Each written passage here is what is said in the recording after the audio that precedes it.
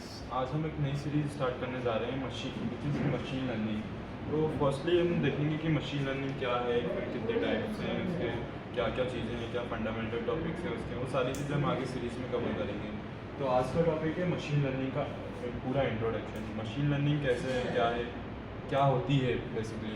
जैसे machine learning word ही define कर रहा है कि मशीन लर्न कराना मशीन को कैसे लर्न कराना। जैसे हम ह्यूमंस होते हैं, हम ह्यूमंस कैसे लर्न करते हैं कि जो भी चीज़ें देखते हैं वो आपस में सीखते हैं, उन चीज़ों से सीख के वो लर्न करते हैं। उसी टाइप से मशीन को भी, मशीन अब क्या उस कैमरा तो इससे देख सकती है, पर मशीन को ऐसे मतलब ह्यूमंस की तरह तो देख नहीं सकती। तो उसे हम डाटा प्रोवाइड करते हैं, जो हमारा डाटा रहता है, डेली का डाटा रहता है, मतलब जिस भी टाइप का हमें सिखाना है उसे उस टाइप का हम उसे डाटा प्रोवाइड करते हैं।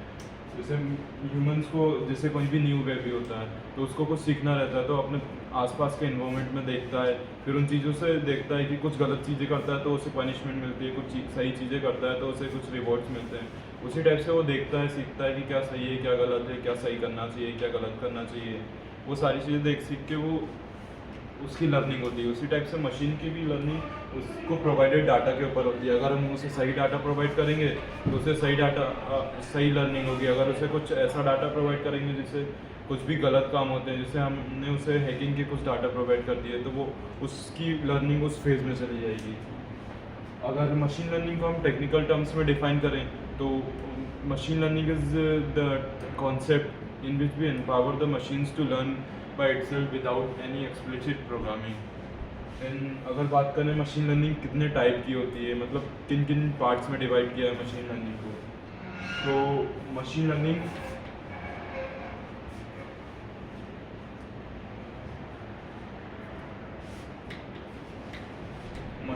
को 3 पार्ट्स में डिवाइड किया है।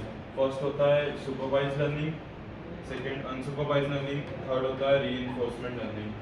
तो मशीन लर्निंग को वैसे एक कॉन्सेप्ट है, जो पहले होता क्या है मशीन लर्निंग वो देखते हैं। तो मशीन लर्निंग ऐसा है कि जो भी हम अपने मतलब कोडिंग तो सभी करते हैं, सब वेबसाइट डिज़ाइन करते हैं, पर वो उसे मशीन लर्निंग क्यों नहीं कहते हैं, सारे कोड्स लिखते हैं। तो एक जो हम जनरलाइज जो हम कोड करते हैं, एक जो कोड किया जाता है, उस कोड से जो काम नहीं किया जा सकता, उस काम को करने के लिए हम मशीन लर्निंग का यूज़ करते हैं। जैसे किसी भी चीज़ का ऑटोमेशन बनाना है, हमें कोई भी प्रेडिक्शन करना है, क्लासिफिकेशन करना है, उन चीज़ों के लिए हम मशीन लर्निंग का यूज़ करते हैं, जो हमारे जनरलाइज कोड से के बियॉन्ड होते हैं पूरे। सो इसका फर्स्ट टाइप हम देखेंगे सुपरवाइज मशीन लर्निंग। तो सुपरवाइज मशीन लर्निंग एक होती क्या है, जैसे सुपरवाइज मशीन लर्निंग में हम क्या देखते हैं कि उसका नाम ही है सुपरवाइज, उस पर कोई सुपरविज़न कर रहा है। तो फर्स्ट उसके 2 टाइप होते हैं, क्लासिफिकेशन एंड रिग्रेशन। क्लासिफिकेशन में क्या होता है कि जो हमारी चीज़ें रहती है हम उसे कैसे क्लासिफाई करते हैं। जैसे ह्यूमन कैसे क्लासिफाई करता है, अगर किसी बच्चे को हमने बोला कि ये एक केट की फ़ोटो दिखाई और एक डॉग की फ़ोटो दिखाई और उससे बोला कि ये इनमें क्या डिफरेंस है, तो वो उसकी कुछ पैटर्न्स को देखेगा, कुछ फीचर्स को देखेगा, उसके बेसिस पे वो डिफाइन करेगा। उसके पहले भी वो क्या उसे बताना पड़ेगा हमें कि केट की फ़ोटो दिखा के कि ये केट है, मतलब उस फोटो पे हम एक लेवल लगा रहे हैं केट का। अगर डॉग की फ़ोटो दिखाई, हमने उसे डॉग दिखाया है तो हम उसको डॉग का लेवल लगा रहे हैं। तो इसमें भी सेम वैसे ही होता है सुपरवाइज मशीन लर्निंग में, कि हम एक डाटा तो प्रोवाइड करते हैं, मतलब हमने बच्चे को फ़ोटो तो प्रोवाइड करी, पर हम उसके साथ लेवल प्रोवाइड करते हैं। हर एक डाटा के साथ उसका लेवल होता है, मतलब उसके फीचर के साथ उसका आउटपुट, इनपुट और आउटपुट दोनों प्रेजेंट रहता है। तो वो सुपरवाइज मशीन लर्निंग के अंदर आता है, मतलब उसके आउटपुट के साथ उसको लर्न करा जाता है। फिर उसके बाद जो भी हमारा मॉडल रेडी होता है, उस रेडी मॉडल पे हम अपने जो इमेजेस रहते हैं उन पे चेक कर सकते हैं, कि उसको क्लासीफाई करके देख सकते हैं। इसका use most of the new take में हो रहा है, जैसे मेडिकल साइंस में डिसीज़ क्लासिफिकेशन के लिए होता है, एग्रीकल्चर में भी डिसीज़ क्लासिफिकेशन के लिए होता है, प्लांट्स के, वो सारी चीज़ें होती है। फिर आता है second thing regression. What is regression? तो रिग्रेशन में हम क्या करते हैं कि वैल्यूज़ को, अपनी जो वैल्यूज़ एक स्टैटिस्टिकल डाटा रहता है, उस डाटा पे हम अपने मॉडल को रन कराते हैं। कुछ डिपेंडेंट वेरिएबल्स होते हैं, कुछ इंडिपेंडेंट वेरिएबल्स होते हैं, वो सारी चीज़ें हम आगे की लेक्चर्स में देखेंगे। तो उन डेटा को, वैल्यू को प्रेडिक्ट करना, उसके पैटर्न को लर्न करना। जैसे हम कोई सीरीज़ रहती है, उस सीरीज़ में कोई मिसिंग वैल्यूज़ है, तो हम उस वैल्यू को कैसे प्रेडिक्ट करेंगे। तो हम देखते हैं ना 1 + 1 2, फिर 3, फिर 4 मिसिंग है, 5 आ गया, तो पुराने पैटर्न को हमने लर्न किया कि 1 प्लस हो रहा है, तो उसके बाद हम 3 को 4 कर देंगे, 3 के बाद 4 को प्लेस कर देंगे और फिर उसके बाद लिखेंगे। तो ये भी एक पैटर्न लर्निंग है।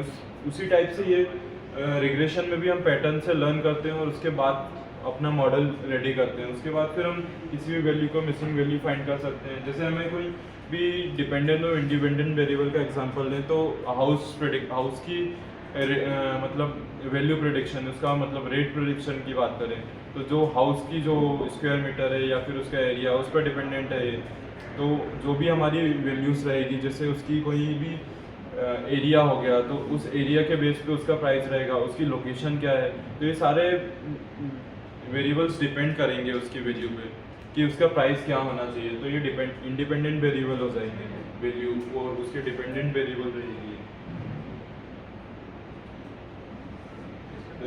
उसका नेक्स्ट मशीन लर्निंग का नेक्स्ट टाइप आता है अनसुपरवाइज्ड लर्निंग। जैसे हमने सुपरवाइज्ड लर्निंग में देखा कि हमारा डेटा लेवल के साथ था, और अनसुपरवाइज्ड लर्निंग में क्या होता है कि हमारा डेटा तो रहता है पर उसके पास लेबलिंग नहीं रहती है। तो इसमें क्या होता है कि जो मशीन लर्निंग मॉडल्स होते हैं, जो हमारी प्री डिफाइंड एल्गोरिथम्स होती है, वो उस डाटा को जो सेपरेट कर देती है, जैसे क्लस्टर्स बना देती है। अगर कोई डाटा है तो उस डाटा को अगर कोई भी डाटा है हमारा, तो उस डाटा को मतलब कुछ सेम पैटर्न्स रहेंगे, जैसे वो पूरा क्लस्टर बन जाएगा उसका कि अगर ये एक है, ये एक है, ये एक है, जैसे कुछ इंडियन से, कुछ और कंट्री के लोग हैं, कुछ और कंट्री के, तो वो एक क्लस्टर बन गया उनका कि हाँ ये इस कैटेगरी के अंदर बिलोंग कर रहे हैं, तो वो क्लस्टरिंग हो जाएगी। फिर डायमेंशनलिटी रिडक्शन वाला जो होता है। देन थर्ड टाइप आता है हमारा इसका reinforcement learning.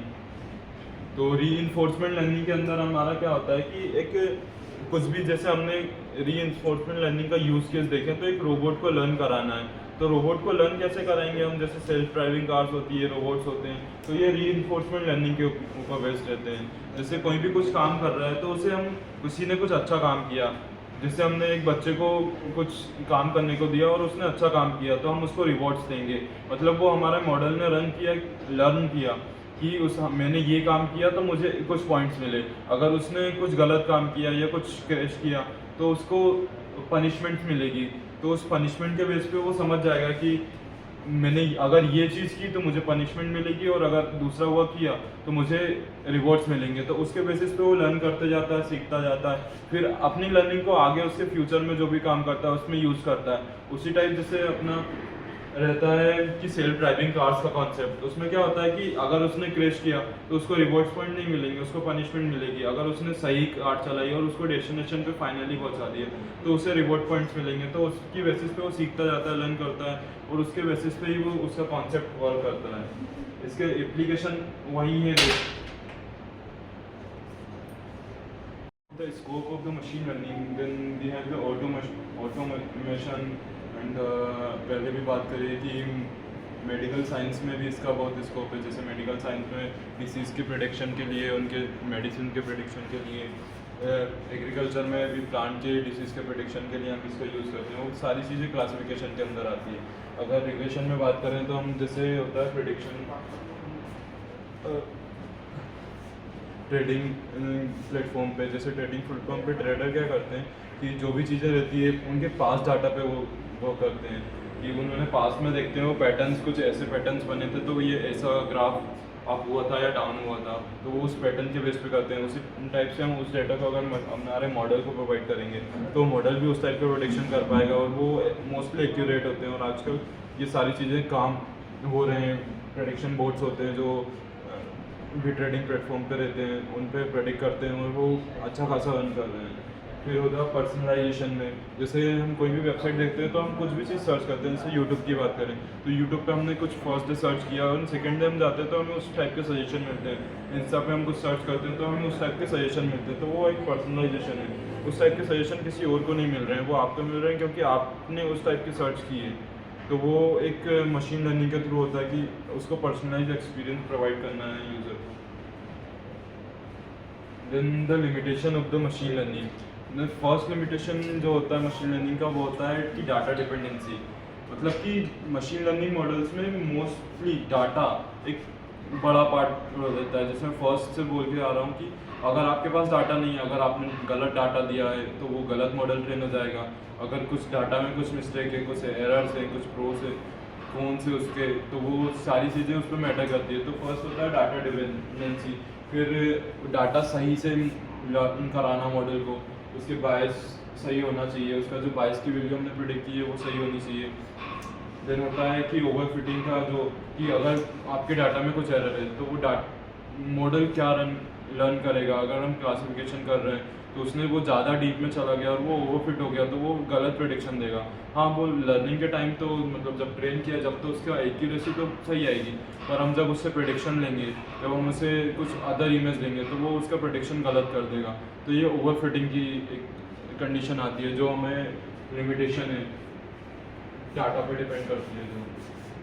Then the future of machine learning, जो मशीन लर्निंग मॉडल्स है उनका कंटिन्यूस एडवांसमेंट हो रहा है, हमारी न्यू टेक्नोलॉजी के साथ में इंटीग्रेशन हो रहा है। जैसे मेडिकल साइंस में इसका इंटीग्रेशन हो रहा है, एग्रीकल्चर में हो रहा है, कार्स के साथ, रोबोट्स के साथ, जो अभी एआई से, तो वो बहुत एडवांसमेंट हो रहा है। तो और बाकी जो एग्जिस्टिंग टेक्नोलॉजी से जो ह्यूमन को रिप्लेस कर, जहाँ ह्यूमन अभी भी वर्क कर रहे हैं, उन चीज़ों को रिप्लेस करने में अभी काम चल रहा है और बहुत सी चीज़ें हो चुकी हैं।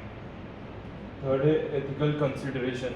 एथिकल कंसिडरेशन मीन्स कि अगर अभी मैंने बताया था कि अगर उसे हमने हैकिंग का डाटा दिया तो वो हैकिंग के डाटा पे लर्न हो जाएगा और हम जो भी चीज़ें उससे मांगेंगे वो हैकिंग के रिलेटेड सारी चीज़ें, जो भी उसके पैटर्न से, जो उसका परम्यूटेशन कॉम्बिनेशन लगा के वो सारी चीज़ें उसको देगा, तो वो एक एथिकल कंसिडरेशन के अंदर आ जाएगा कि हम उसे सही काम तो करा सकते हैं, हम नॉलेज तो गेन कर सकते हैं, पर जो हम गलत काम भी होते हैं, जो इलीगल वर्क्स होते हैं, वो भी कर सकता है। तो ये कंसिडर करना पड़ेगा हमें उसका। तो आज के टॉपिक में हमने देखा कि क्या है मशीन लर्निंग, उसके कितने टाइप्स हैं। हम टाइप्स को अभी नेक्स्ट वीडियोस में डिटेल्स में एक्सप्लोर करेंगे, फिर उसकी स्कोप क्या है और उसकी क्या लिमिटेशन है, क्या एडवांसमेंट चल रहा है मशीन लर्निंग में। तो आज के लिए इतना ही, थैंक यू।